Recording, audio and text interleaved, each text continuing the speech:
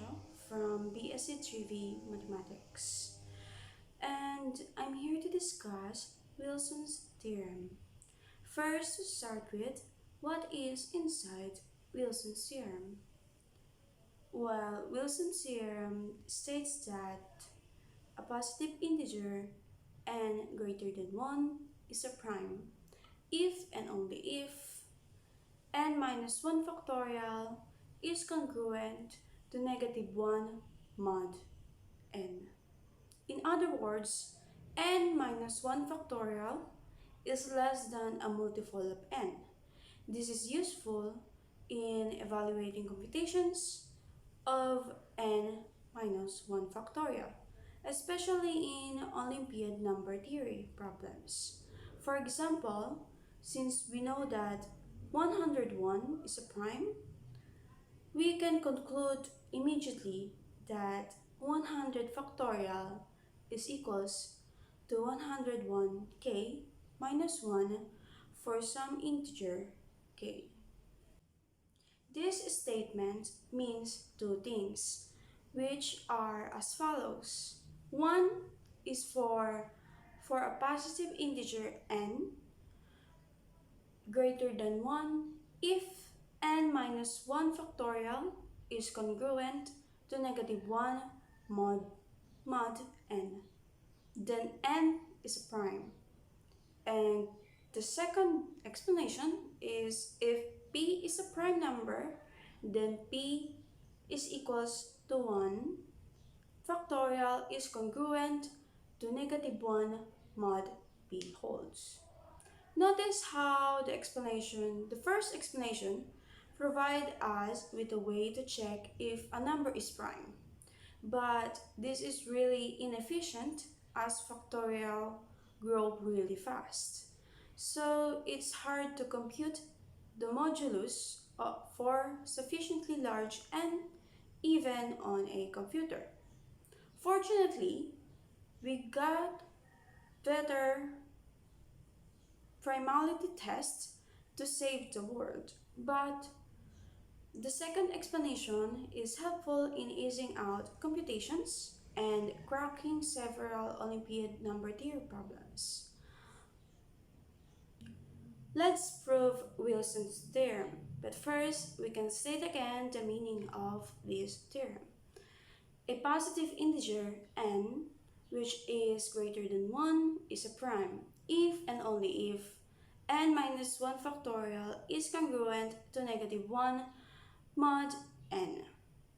Assuming n is a composite number, we show a contradiction. If n is a composite number, then it has at least one divisor d less than n. That is, d is less than or equal to n minus 1. But since n minus 1 factorial is the product of all positive integers from 1 to n minus 1, the product must contain d and thus be divisible by d. So we have n minus 1 factorial that will be congruent to 0 mod d. Also, n minus 1 factorial is congruent to 0 but not congruent to negative 1 mod d.